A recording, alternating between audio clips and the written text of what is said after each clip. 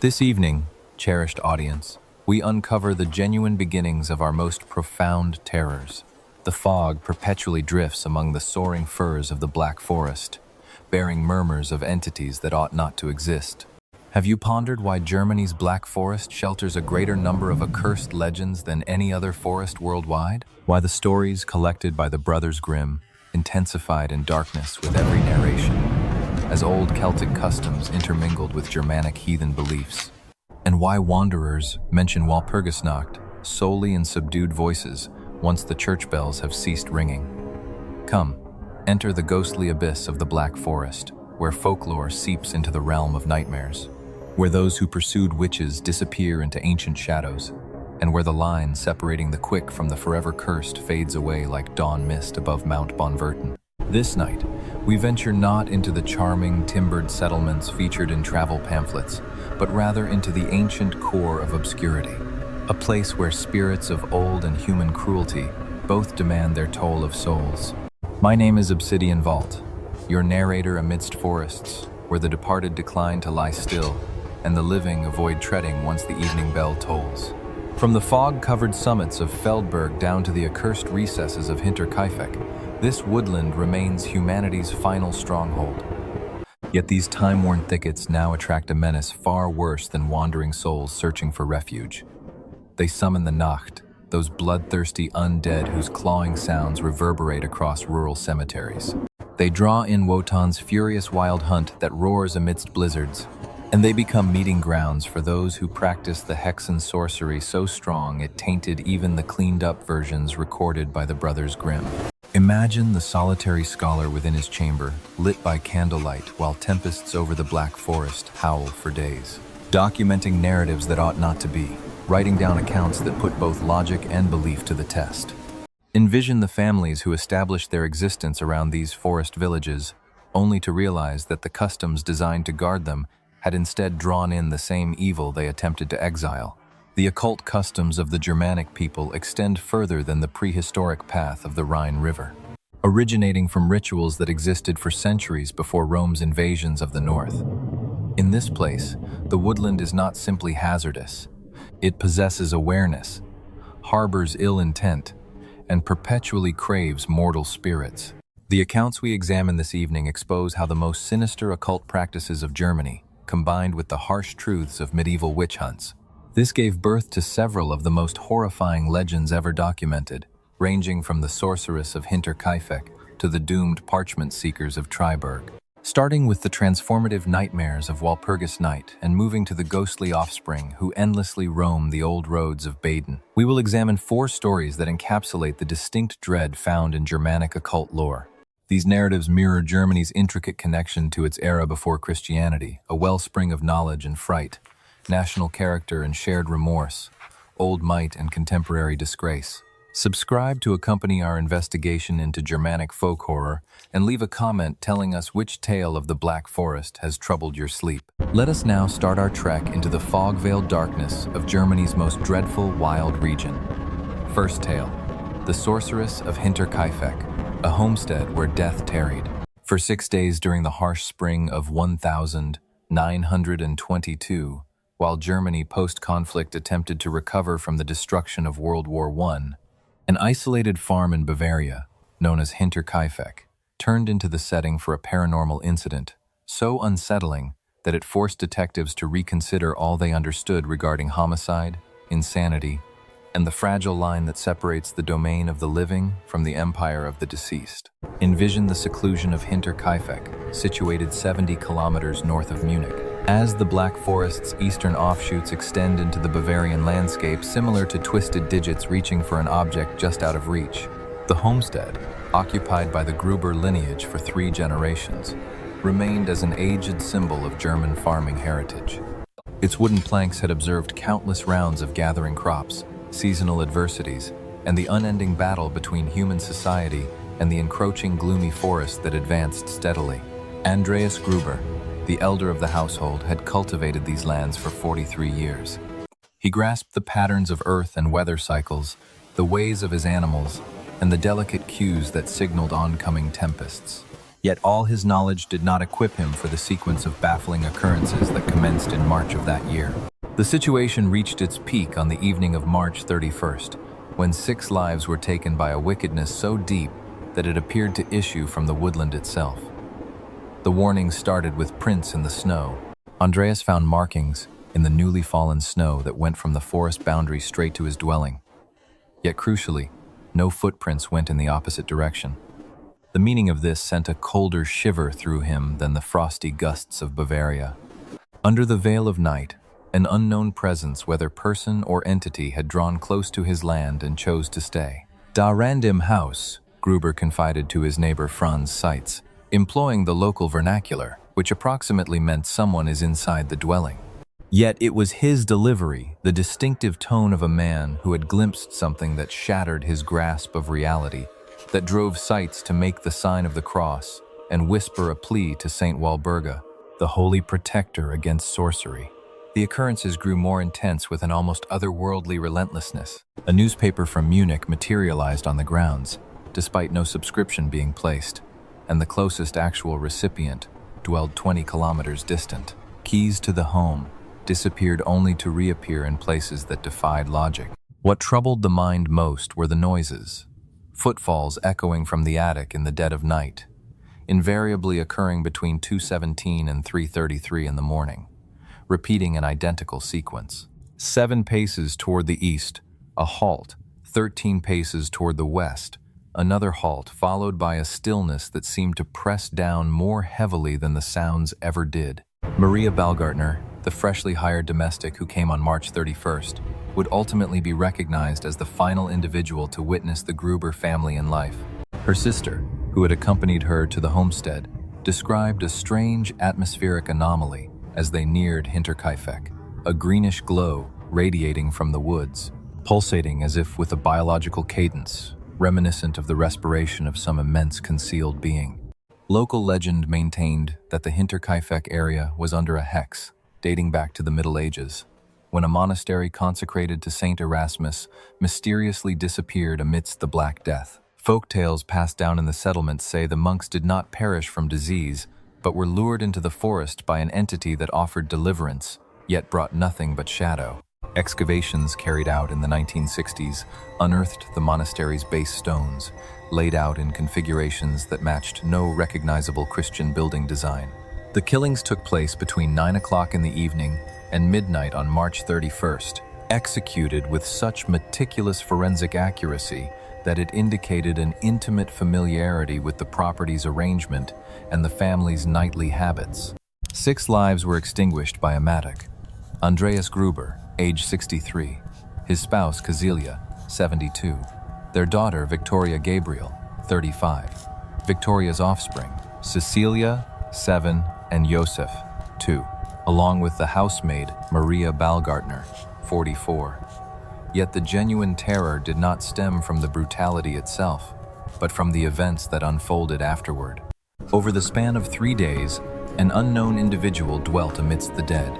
They attended to the farm animals, kept the hearths burning, and cooked food in the kitchen where Maria Baumgartner's corpse rested, in a puddle of clotted blood. Residents nearby recounted sighting smoke rising from the chimney and activity at the windows, presuming the household was carrying on with its usual customs. When the victims were at last uncovered on April 4th, the tableau baffled standard forensic inquiry. The bodies had been laid out with a ceremonial exactness. 4 in the barn were piled akin to firewood. 2 inside the dwelling were oriented eastward toward the woodland. Even more unsettling were the contradictions in physical reality. No tool was absent from the property.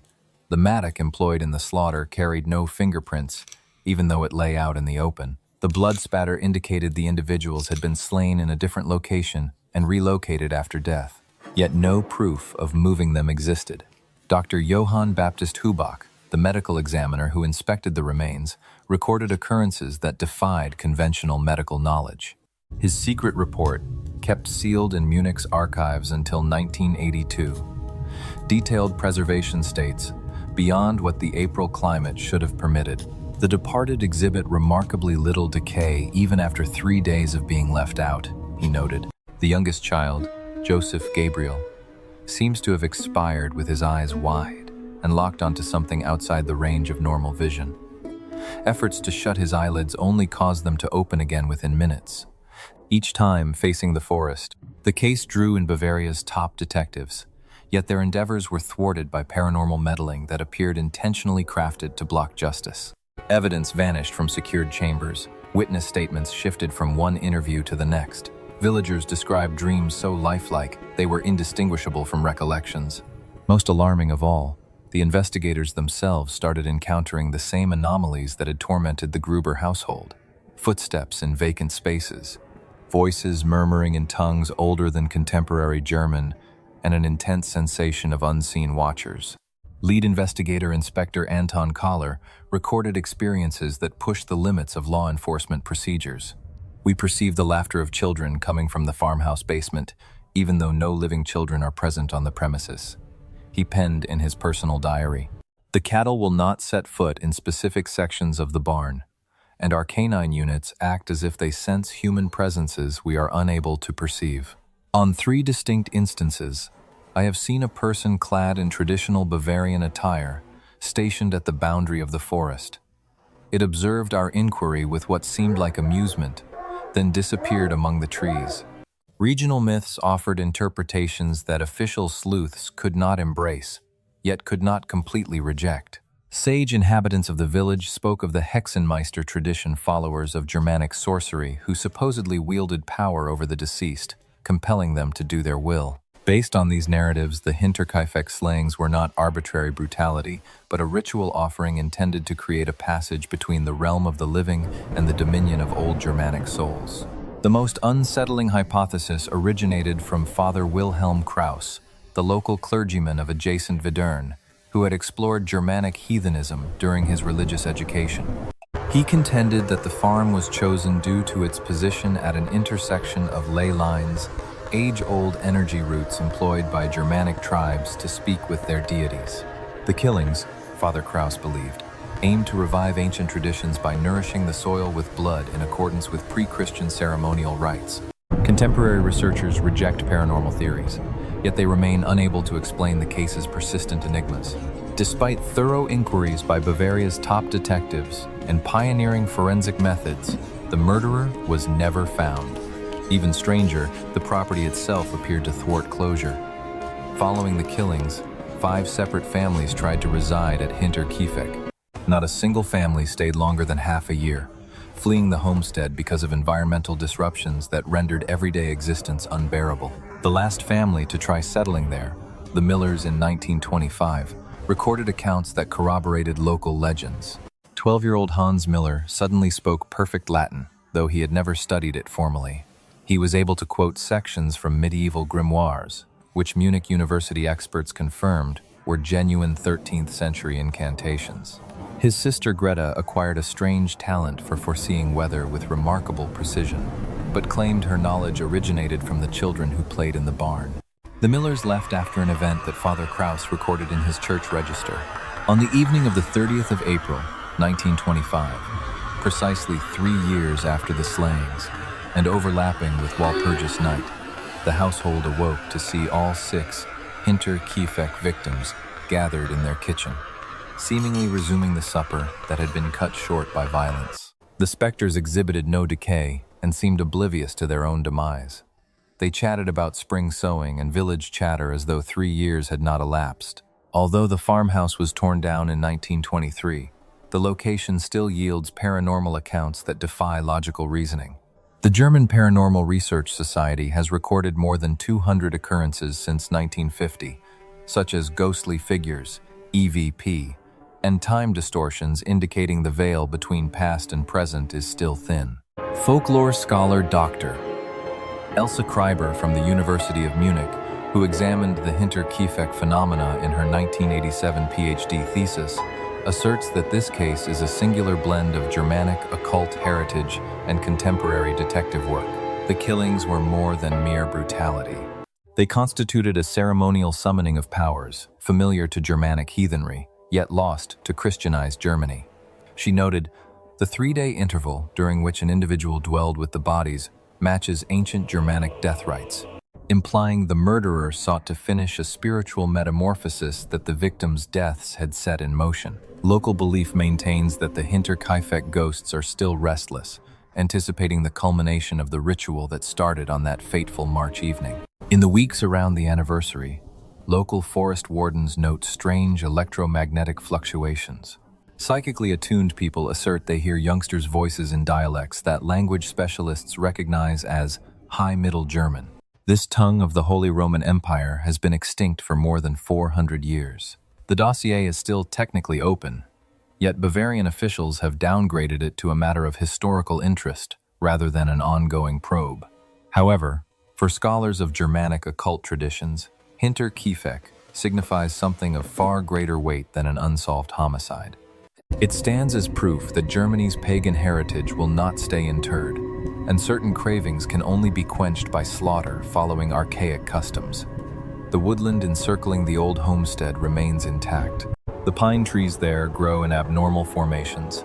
Aerial images indicate these shapes match runic symbols from 9th century Germanic writings. On moonless nights, when heavy fog blankets the Bavarian landscape, inhabitants say they observe lights drifting through the forest.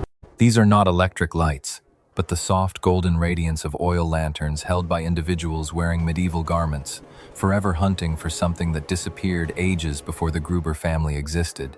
The Witch of Hinterkaifeck, as regional tales call the killer, endures as Germany's most perplexing paranormal being. She is neither a complete spirit nor wholly human, but a being dwelling in the threshold between old knowledge and contemporary terror. Her tale serves as a reminder that within the Black Forest's depths, certain offenses exceed earthly judgment, and some appetites are only sated by spirits prepared to sacrifice their humanity or by a force older than civilization itself. Second story, the Grimm Manuscript. Gatherers, the academics who amassed more than just folk tales. During the winter of 1808, while Napoleon's forces advanced through German lands, two siblings from Hanau commenced an undertaking that would permanently alter global perception of folklore, mythology, and the fragile line between childish amusement and ancient dread. Jacob and Wilhelm Grimm, seemingly linguists and cultural historians, uncovered a phenomenon in the Black Forest that turned their scholarly studies into a paranormal inquiry that would trouble them until their final days. Imagine their arrival at the village of Schwarzwald in December 1808, when the Grimm brothers came to speak with local narrators about regional legends. Situated in a valley where three old Roman highways intersected, the village preserved oral tales that appeared to surpass Christianity, the migration of Germanic tribes, and possibly even human habitation itself. The tales they sought to gather turned out to be far more perilous than simple rustic beliefs. Wilhelm Grimm, the younger and more perceptive brother, recorded their initial meeting with what villagers referred to as the Marienquelle, the origin of fairy tales. In his personal diary, never meant for public eyes, he wrote about encountering Dorotha Wimmann, an aged widow who insisted her narratives derived not from human lore, but from direct contact with beings living in the wood's most remote depths. Using the local dialect, Wimmann informed the brothers, "They communicate with me through the tongue of the trees."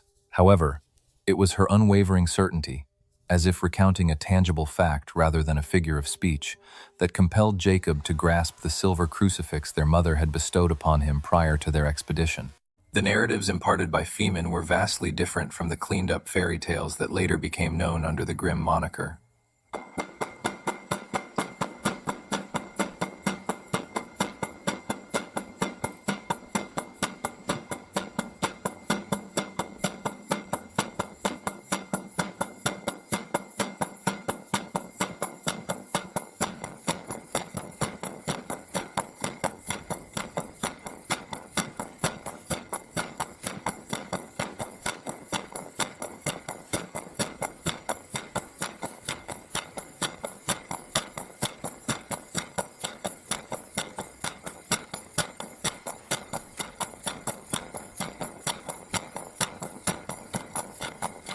In her rendition of Hansel and Gretel, she offered intricate depictions of the witch's cannibalistic practices, supposedly derived from direct testimonies of youngsters who survived the gingerbread house.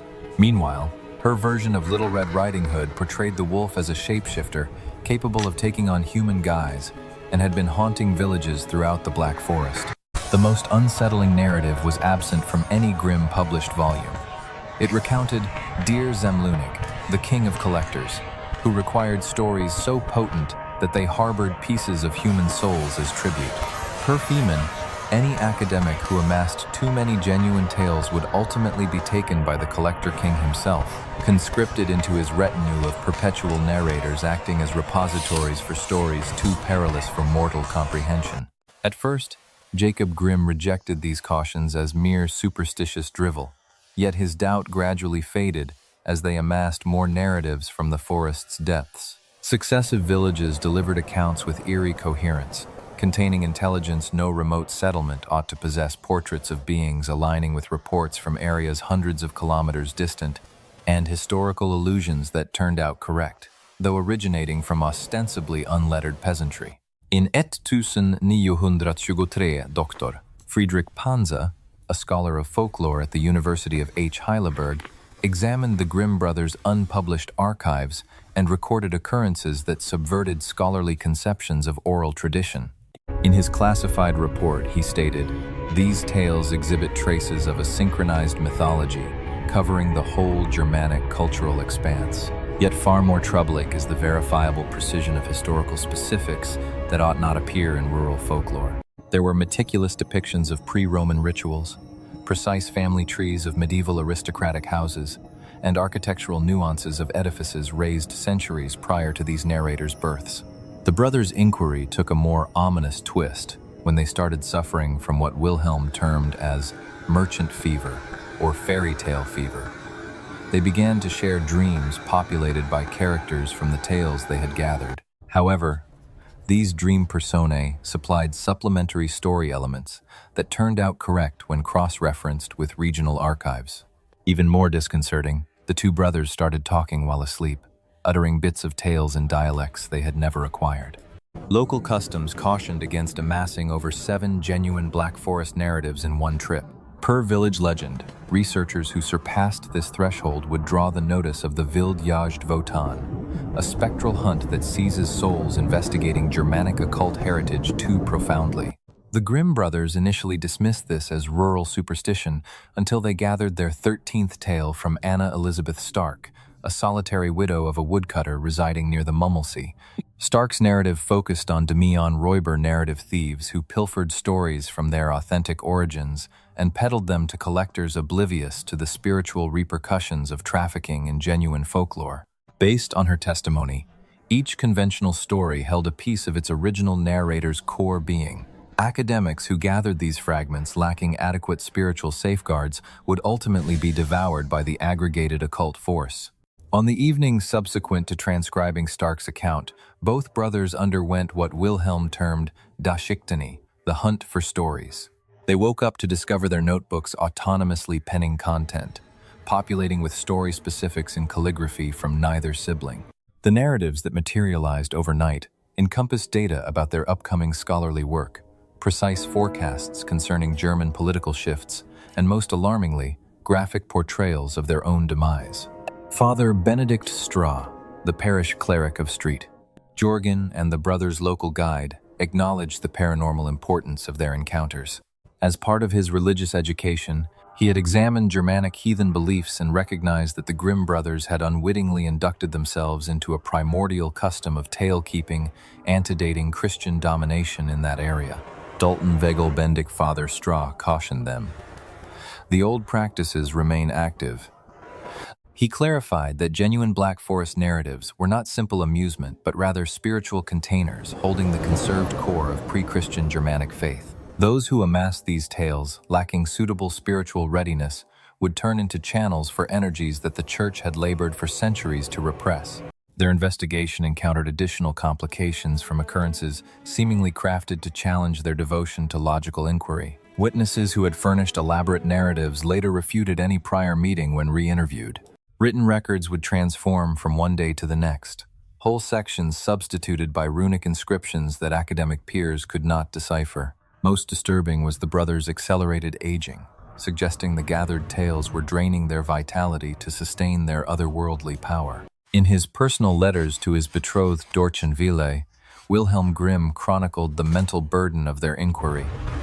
"I dread that we have unsealed a gate that cannot be shut," he penned in January 1809. "The narratives we amass are amassing us in turn. Each night, I dream of figures from our studies, yet they are not products of fancy. They are beings with distinct motives, appetites, and designs for the destiny of Germanic culture." The Grimm brothers' departure from the Black Forest was triggered by a meeting that Wilhelm recorded in encoded terms within his diary. During the night of the 2nd of February 1809 Candlemas, a time when the veil between realms was believed to be especially permeable, Wilhelm and Jacob received a visit from what Wilhelm named Digichterin, the mistress of tales. Manifesting as an aged woman clad in medieval attire, she proposed a bargain. They would gain supreme understanding of Germanic folklore if they agreed to act as her earthly agents. Wilhelm recorded that the story mistress offered them the absolute truth. She pledged to uncover the genuine origins behind every Germanic fairy tale, the actual historical events connected to legendary figures, and the spiritual practices that would allow them to directly communicate with the entities that gave rise to those traditional stories. As payment, they would be condemned to serve her for the rest of their earthly existence and prolong that labor in her domain following their demise. Jacob Grimm, the more practical sibling, saw through the supernatural snare laid before them. Their scholarly inquisitiveness had drawn them into a spiritual domain, where mere human knowledge offered scant defense against powers that had molded Germanic traditions for thousands of years. They faced a decision: either embrace supernatural wisdom that would devour their humanity, or retreat with only partial comprehension, a burden that would torment them endlessly. The brothers opted to flee, yet their escape carried repercussions that shaped their published collections for years to come. The narratives they had gathered held such potent supernatural force that anyone encountering them in their raw state would be affected. The cleansing method that yielded the well-known Grimm fairy tales wasn't scholarly revision. It was a spiritual sterilization intended to render perilous stories harmless for human readers. Contemporary researchers examining the Grimm brothers' unpublished archives describe incidents that confirm the paranormal character of their work. Dr. Ingrid Steinbach, who analyzed the initial manuscripts for her 1995 doctoral thesis, recorded disruptions in the environment while conducting her study: shifts in temperature, erratic electromagnetic fields, and unexplained sounds. Such occurrences indicated that entities had stayed connected to the compiled narratives. The unaltered and full versions of the Black Forest stories are still locked away. These materials are stored in the archives of the University of Jing'an. Access is restricted to scholars with specific spiritual qualifications. The few who have been permitted to study them report that the tales continue to undergo transformations. Fresh annotations emerging in margins and footnotes indicate that the tales remain under the sway of their supernatural origins. According to Black Forest folklore, the brothers' investigations incurred a spiritual obligation that remains unfulfilled to this day. Local narrators assert that genuine fairy tales can only be told under precise circumstances, aligned with particular lunar phases. Such stories must be recounted in sites consecrated by pre-Christian ceremonies, and only to audiences aware that they are obtaining far more than mere amusement. The so-called Collector King, about whom Dorotha Wimmann cautioned, is said to still be searching for scholars bold enough to finish the task the Grimm brothers left undone. Folklorists who delve too far into Black Forest customs describe recurring dreams of a robed medieval figure who provides boundless access to genuine Germanic mythology in return for commitments that reach beyond their earthly existence. Whether the Grimm brothers' paranormal encounters were actual interactions with otherworldly beings, or merely the psychological consequences of solitude and deep cultural engagement, remains uncertain. Their scholarly work unearthed realities about Germanic folklore that pure academic methods could never have exposed. The fairy tales associated with their name are more than compiled narratives. They are spiritual relics that conserve remnants of a perspective that modern Christianity believed it had eradicated.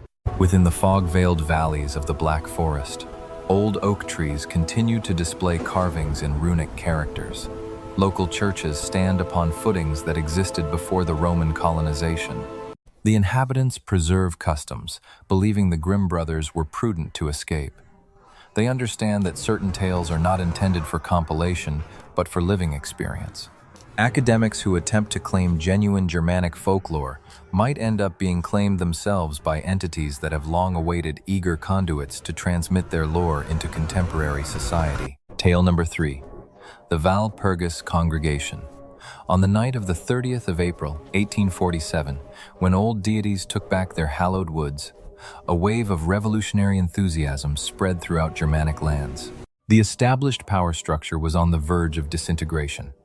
In the depths of the Black Forest, the most momentous paranormal assembly in Central European history occurred.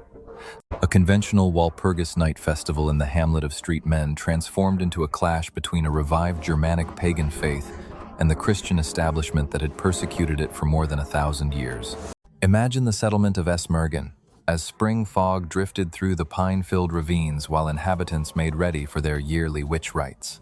The customary bonfires and defensive ceremonies intended to repel malevolent entities on that night, when the boundary between dimensions became fragile. For more than 800 years, the community observed Walpurgis as a Christian festival dedicated to Saint Walpurga. An English missionary had introduced the illumination of belief to pagan Germanic lands. Yet in 1847, something more ancient than any Christian custom awakened deep within the woods. Father Heinrich Müller, the parish priest who had ministered to St. Megan for 15 years, observed alarming shifts in his flock's conduct. As Walpurgisnacht drew near, pious Christian villagers started uttering tongues that language experts would subsequently recognize as High Gothic. Proto-Germanic languages had been extinct for more than a millennium. Young ones sketched markings in the church floor dust that matched runic carvings unearthed from pagan graves. What was most disturbing, the local women started collecting herbs, using recipes absent from Christian teachings, yet identical to formulas in 9th century grimoires.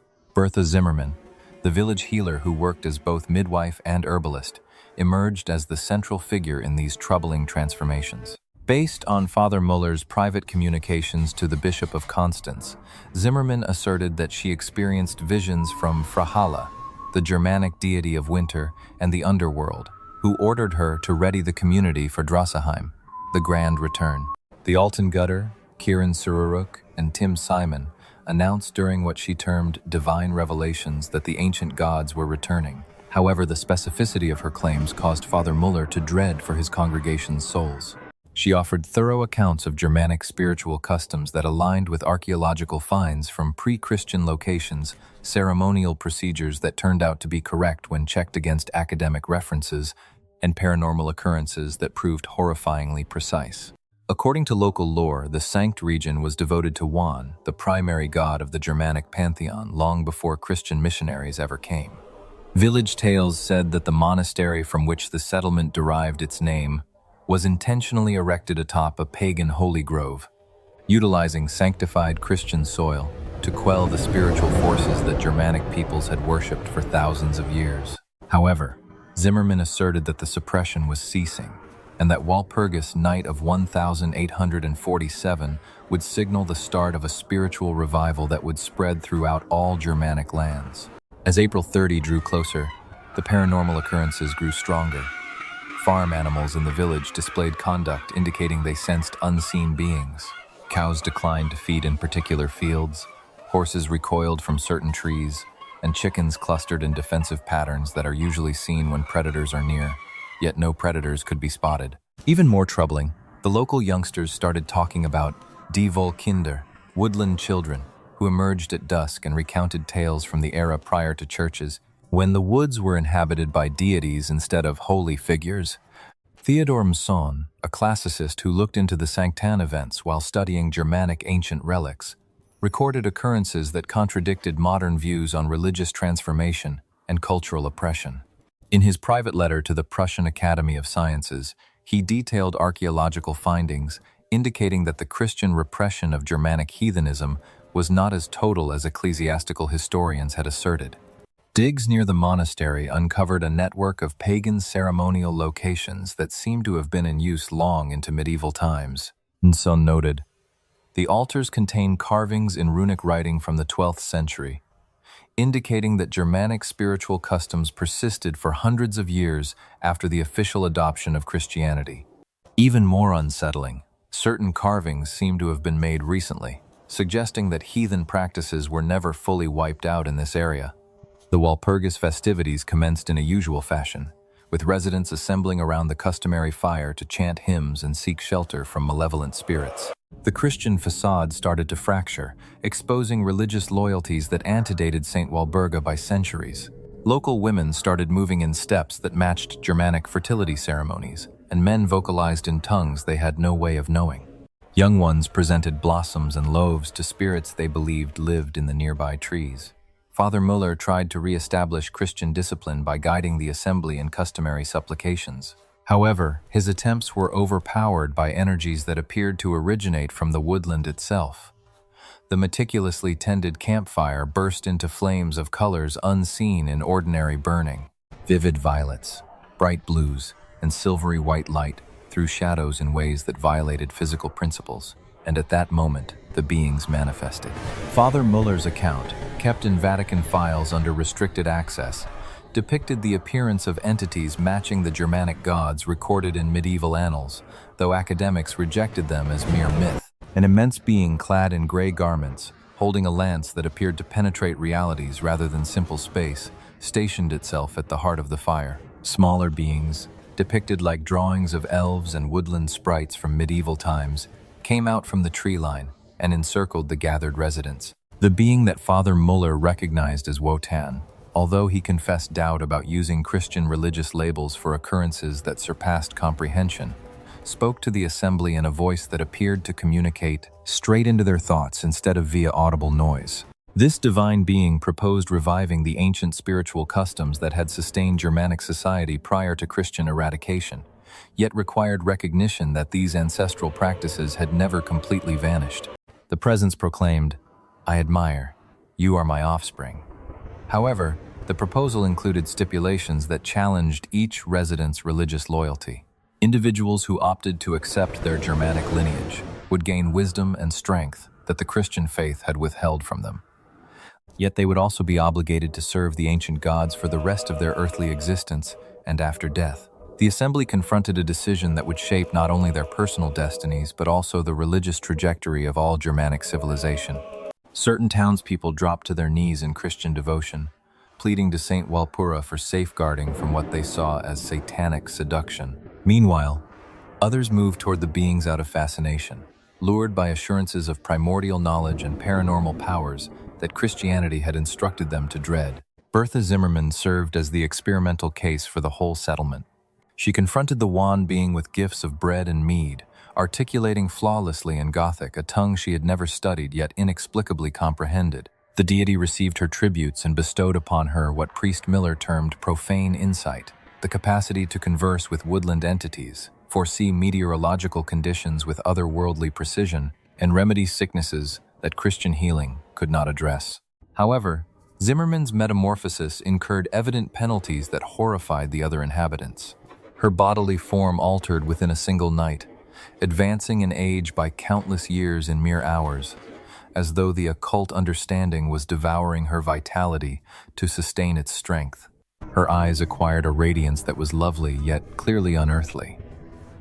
Even more unsettling, she started vocalizing forecasts regarding the destiny of Germanic civilization that turned out to be correct in each aspect. The clash opposing Christian and heathen metaphysical powers persisted until sunrise, compelling each resident to decide between belief systems that required total devotion. Individuals who selected Christianity experienced their conviction reinforced through the trial. Yet they also forfeited their connection to traditional wisdom that had nourished Germanic civilization across millennia. Those who embraced the ancient paths obtained paranormal talents but discovered themselves estranged from the Christian congregation that had previously shaped their communal sense of self. The consequences of Walpurgisnacht. 1,847 split Magen into two factions. They could scarcely tolerate each other within the same physical territory. The Christian inhabitants continued their customary farming practices and spiritual rituals. Yet they described experiencing themselves as aliens in the land of their forefathers. The heathen converts, with Bertha Zimmermann at their helm, cultivated abilities that defied physical norms. They had the power to foresee tempests several days ahead, converse with creatures of the woods, and cure sicknesses using methods that encompassed no identifiable therapeutic techniques. Dr. Johann Baptist Weiss, a divinity scholar from the University of Freiburg, who examined the St. Megan Schism, recorded sociological patterns that lacked any antecedent in post-Reformation German communities. Two separate groups currently inhabit one settlement, he penned in his 1848 account. They occupy the same geographic area, yet dwell in wholly distinct metaphysical worlds. The Christian residents exist following chronological progression, seasonal planting periods, and ecclesiastical dates. The heathens function based on organic rhythms, moon stages, and celebrations that come before any historical documentation. The paranormal talents of the heathen converts turned out to be both asset and liability for the fragmented settlement. When harvests collapsed because of anomalous climatic conditions, the forecasts made by the pagan inhabitants turned out correct, rescuing their yields while their Christian counterparts endured devastation. Yet their achievements incurred societal drawbacks that endangered the town's unity. Christian households started asking for heathen climate forecasts while concurrently denouncing pagan religious customs as satanic. Priest Mueller encountered an untenable ministerial circumstance.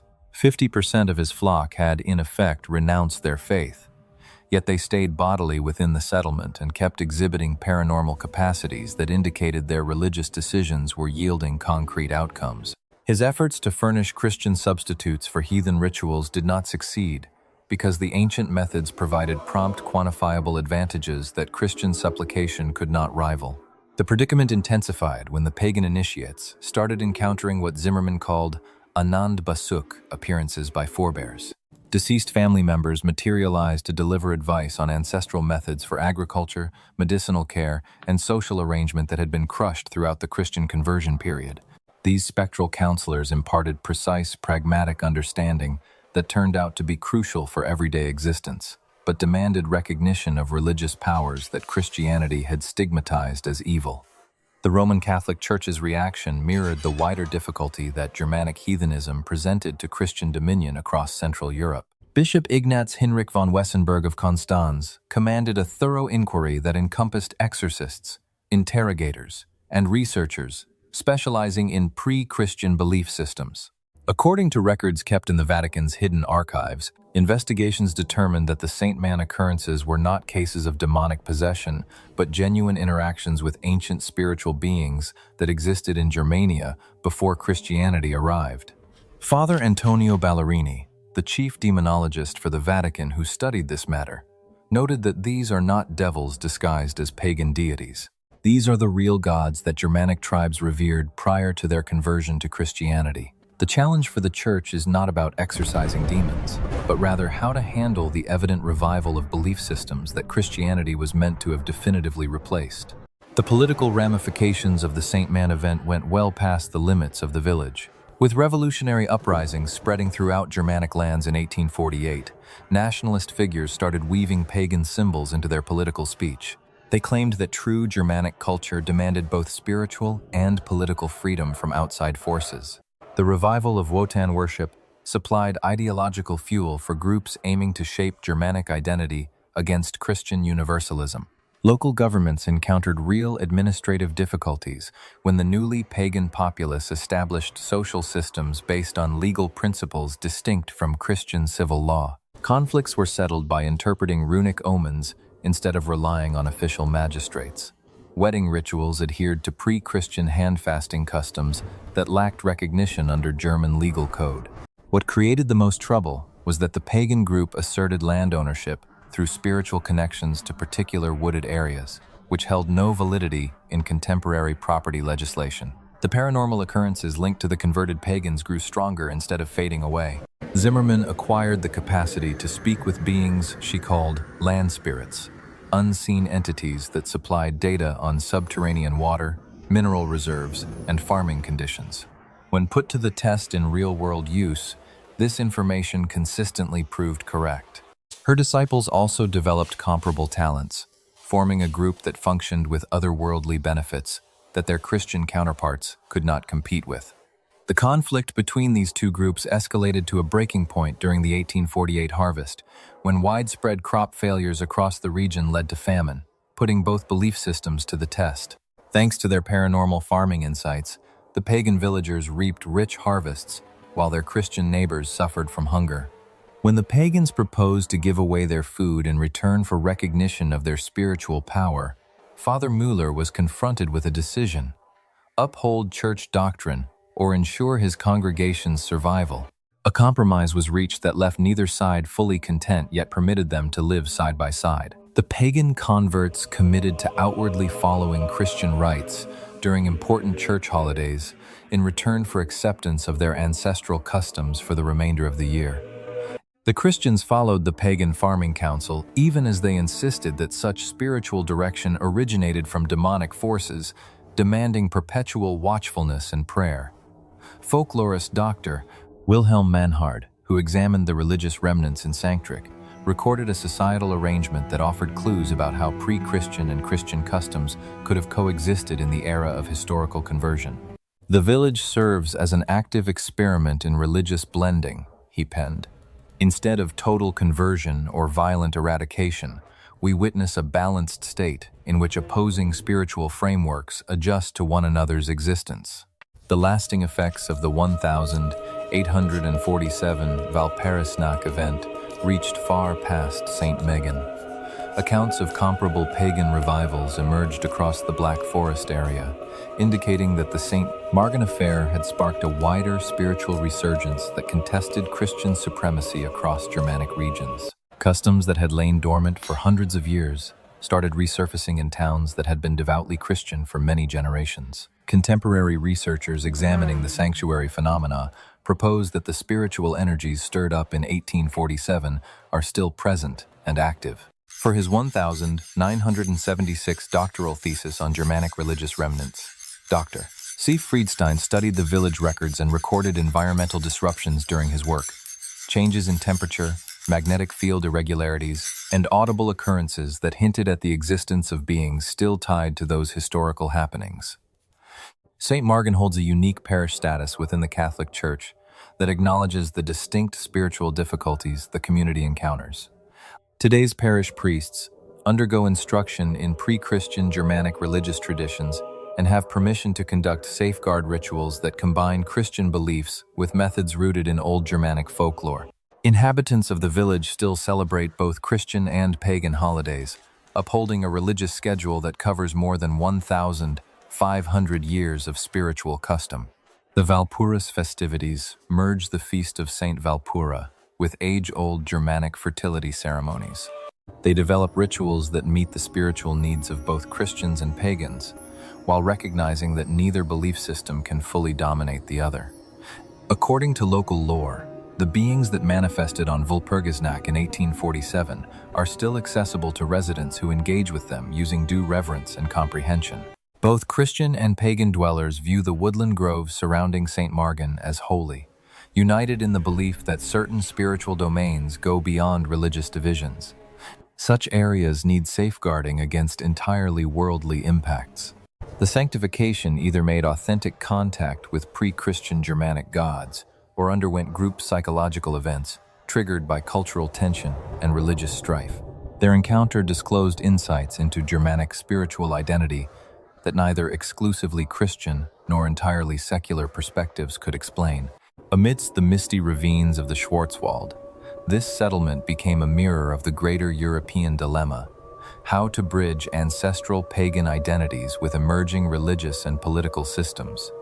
Ancient oaks still bear runic carvings, and local churches incorporate stones from pre-Christian altars. The shadow of Walpurgisnacht 1847 still shapes how locals perceive their connection with the spiritual forces that define Germanic culture long before Christianity took root. They understand that certain traditions are too deeply embedded to be fully erased, and that genuine cultural identity must recognize spiritual authorities that go beyond any single religion. Fourth story: the offspring of the Erlking, the wandering souls who could never find their path home. In the fall of 1889, with the industrial age transforming the German countryside and ancient lifestyles fading, the most harrowing supernatural occurrence in Black Forest history started to reveal itself in the hamlet of Todnoberg. What began as sporadic reports of missing youngsters escalated into a clash with one of the most fearsome beings in Germanic legend, the Elfenkönig, the Elf King, who claimed young souls for his ethereal court. Imagine Todnoberg as the first winter snow dusted the pine woods. Local families prepared for the harsh season by stockpiling supplies, securing animals, and telling tales that would carry them through the dark months. For ages, parents in the village warned their children not to wander deep into the forest, especially during the twilight hours of dawn and dusk, when the veil between the mortal world and the realm of the Sidhe grew perilously thin. The vanishings began with 7-year-old Hinrich Müller, who disappeared on October 13th while foraging for mushrooms with his older sister, Maria, near the Feldberg slopes. According to Maria's account, Hinrich was walking right beside her when he suddenly stopped, turned toward a cluster of ancient beech trees, and walked into the woods, ignoring her cries to come back. She followed at once, but discovered no sign of her brother, only the echo of distant music that appeared to come from the trees themselves.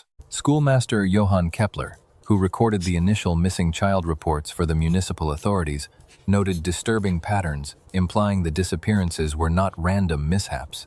All the missing children were between 6 and 12 years old. All vanished during twilight hours when fog rolled through the forest. Most strikingly, all were heard humming unfamiliar songs in the days before they vanished, haunting melodies no villager could identify, yet which seemed to exert a hypnotic pull on anyone who heard them.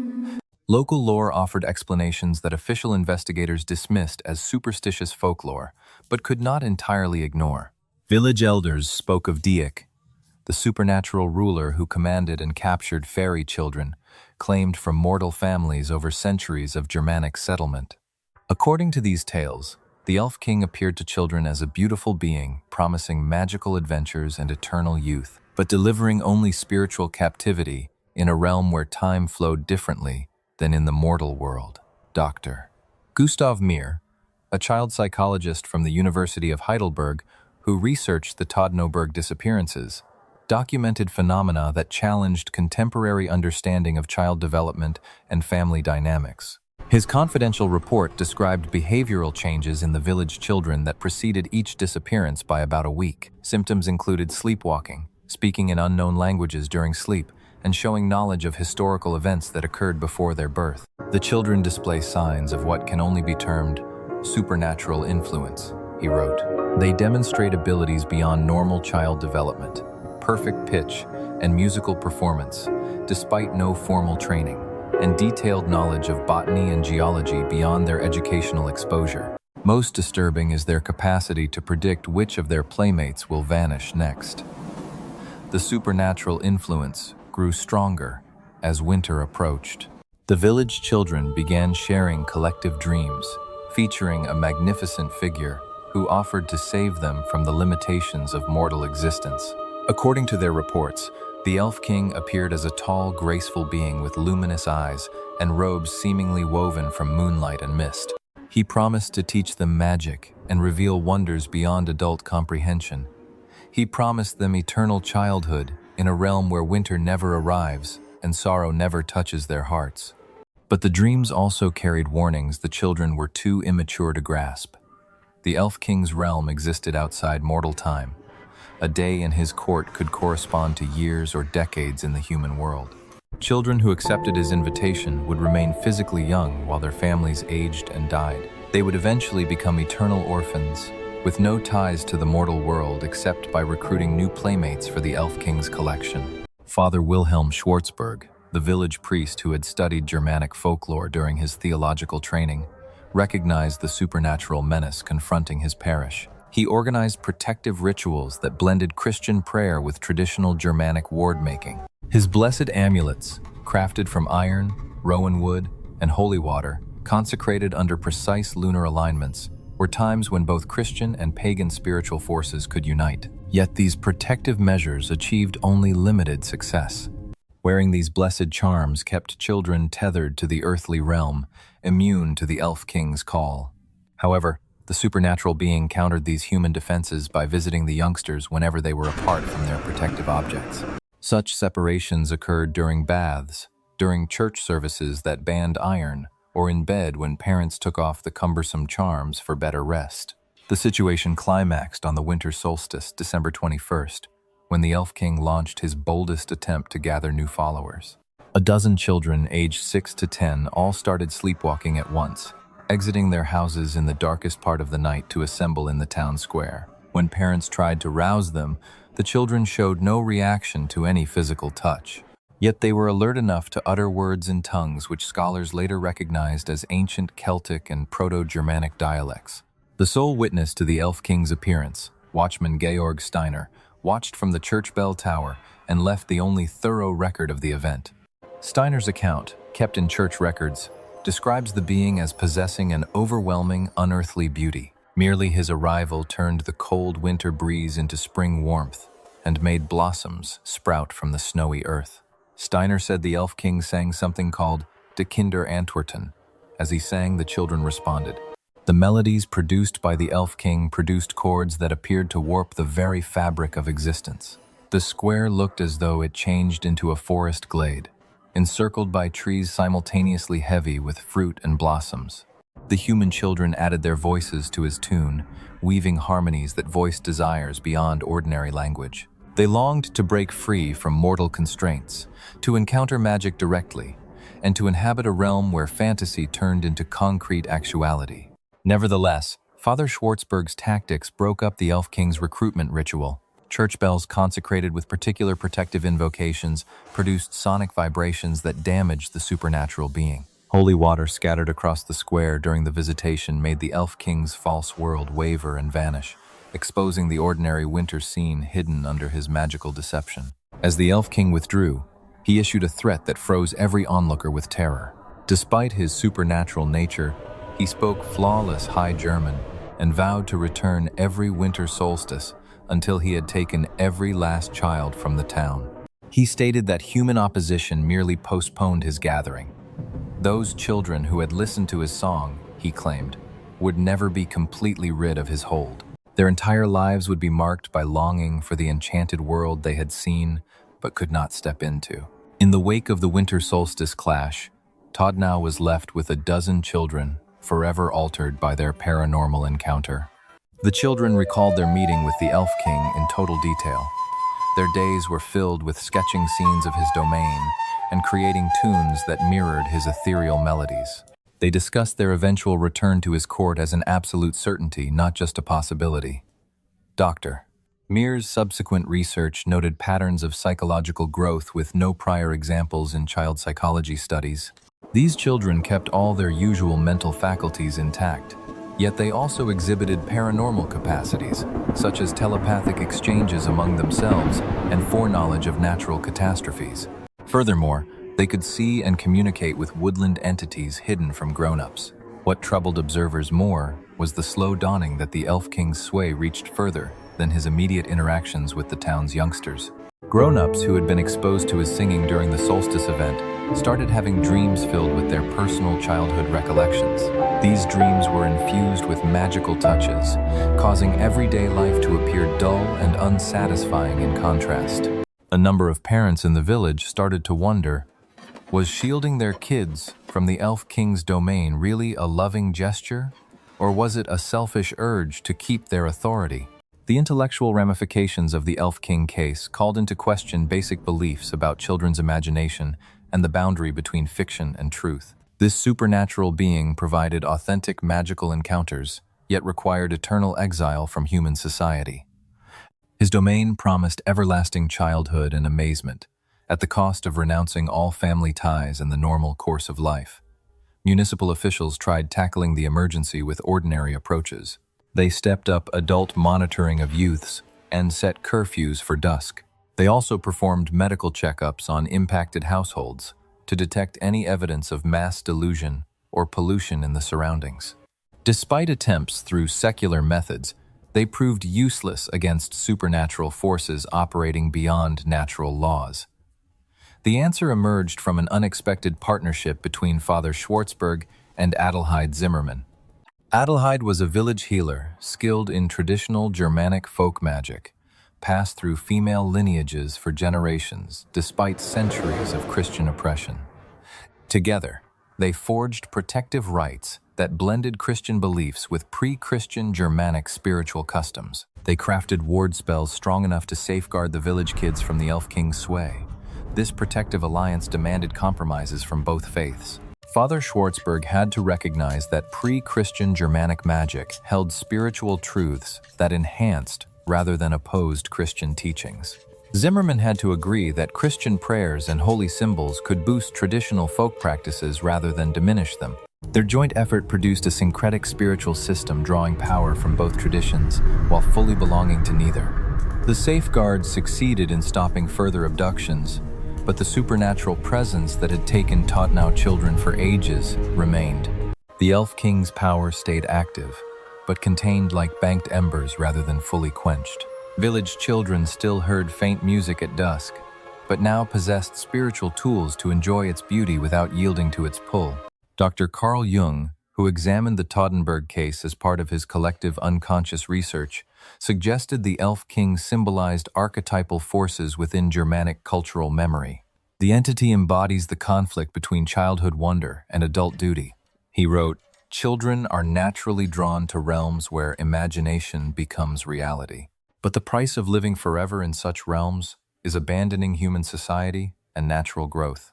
Modern child psychologists studying the Tottenau files report that the affected children, now elderly, still show unusual cognitive abilities and vividly recall their supernatural encounters. They describe meeting the Elf King as the most beautiful and most terrifying event of their lives. It gave them a lifelong appreciation for magical wonders, alongside thankfulness for the human bonds that kept them grounded in mortal existence. Throughout the winter solstice, the village of Tottenberg holds special ceremonies mixing Christian Christmas customs with Germanic protective rites meant to honor the Elf King's power while safeguarding local children from him. Parents recount tales about his realm to teach children its appeal and perils, guiding them to cherish magical possibilities without forsaking family and community. Contemporary folklore scholars note that Elf King encounters still occur across the Black Forest region. This indicates that the supernatural entity reflects enduring elements of Germanic cultural psychology rather than a mere historical oddity. Children showing exceptional artistic or musical gifts are closely watched for signs of otherworldly influence, and families maintain protective customs blending modern parenting with traditional spiritual methods. Local lore says that children who vanished before Father Schwarzberg's protective measures still live in the Elf King's domain, forever young, serving as go-betweens linking the mortal world and the supernatural court. Some villagers claim to meet these lost children during twilight forest walks. They appear briefly to give warnings about supernatural threats or pass messages from relatives who died long ago. The debate persists whether the Elf King is a real supernatural being or a collective projection of anxieties about childhood, imagination, and the conflict between personal desires and community obligations. His myth captures lasting truths about human growth and spiritual evolution. These tales remind us that the magic we crave as children often demands sacrifices that adult wisdom deems too great, and that the deepest beauty sometimes exists precisely because it stays just out of reach. In the Black Forest's deep valleys, ancient trails wind through groves that have seen centuries of human happiness and grief. There, those who know how to listen can still hear the Elf King's music, but Tottenau's children learn to hear his melodies as invitations, not orders. Appreciating beauty while choosing to stay grounded in the human world, where love deepens through loss and meaning, arises from mortality itself. And so our exploration of the Black Forest's darkest corners comes to a close. Yet the spirits we've met continue their eternal watch in the misty depths of the Schwarzwald. From the blood-soaked farmstead of Hinterkaifeck to the manuscript hunters who gathered more than folklore, from the Walpurgisnacht Congregation that woke sleeping gods, to the children who heard the Elf King's song and chose mortality over magic.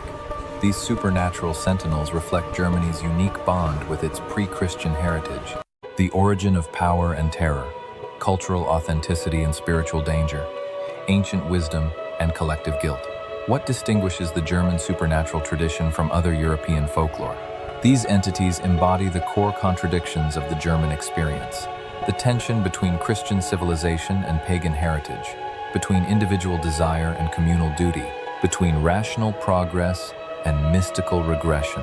As protectors through violence, scholars who uncover truths too dangerous for mortal minds, gods who grant power at the cost of humanity. The German forest spirits do not merely haunt, they recruit.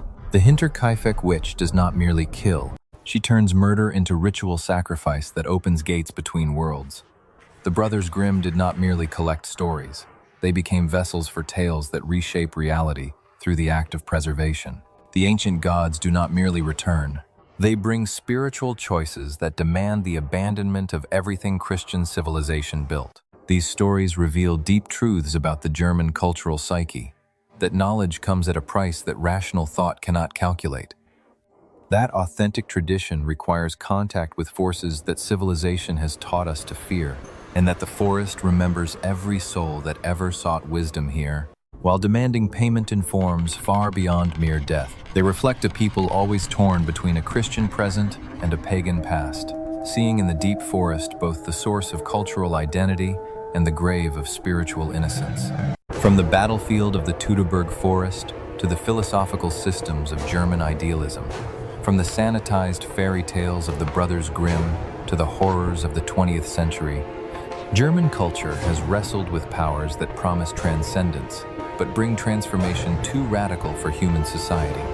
Existing from the ancient bends of the Rhine to the medieval castles of the Bavarian Alps, from the witch-haunted peaks of the Harz to the primordial depths of the Black Forest, the German supernatural landscape is humanity's confrontation with forces that shaped European civilization long before Roman legions crossed the Alps. But these ancient forests attract more than scholars seeking cultural knowledge. They call to souls who understand that some wisdom can only be attained through connection with entities that exist outside the boundaries of Christian theology and rational philosophy. The industrialization of the German countryside may have erased traditional folk practices, but local tradition holds that spiritual forces still exist, adapting to modern conditions while preserving their core essence. Whether dwelling in digital networks or influencing psychological research, they continue their work that predates human civilization. They test the courage of individuals who seek authentic knowledge and determine who possesses the spiritual strength to wield power that can reshape reality. If you find truth in these tales of German supernatural horror, subscribe to Obsidian Vault's channel, exploring folklore phenomena from around the world. Share your thoughts on how the Black Forest legends reflect Germany's complex relationship with pre-Christian heritage, cultural guilt, and the eternal tension between rational progress and mystical regression. Tell us which haunted forest will follow you into your dreams tonight. Until we meet again in the mist, between fairy tale and nightmare, between Christian present and pagan past, remember that in the German forest, every tree casts two shadows. One appears before mortal eyes, and the other reaches into realms where the ancient gods kindle fires that illuminate truths too dangerous for civilized minds to comprehend. The wild hunt still rages through winter storms, calling souls brave enough to join Wotan's eternal quest for wisdom far beyond mortal understanding. The music of the Elf King still echoes through the twilight groves, promising wondrous experiences to children wise enough to hear the beauty without losing their humanity. The ancient gods still wait in the sacred forests, granting power to those strong enough to pay the price that rational thought cannot calculate. Good night, dear listeners. And remember, in the Black Forest, even fairy tales are just another form of truth. And the deepest truths require guides who understand that some knowledge can only be attained through connection with forces that shaped German culture long before Christian missionaries came to offer salvation from powers that were never entirely evil. Schlafgut. As they say in villages where children still learn to distinguish between the wind through pine needles and the whispering of entities that have waited centuries for mortals brave enough to seek authentic wisdom. Until we meet again, where the forest keeps its secrets and the ancient paths, remember those who honor them with due reverence. Which German legend haunts your imagination? Share your own experiences with the Black Forest supernatural heritage in the comments below. Tell us which haunted forest you would dare to visit if you could be sure to return with your humanity intact. The Merkenstrasse Road still winds through Baden-Württemberg, but the truest fairy tales are written by those who understand that some stories are not to be collected, but to be lived.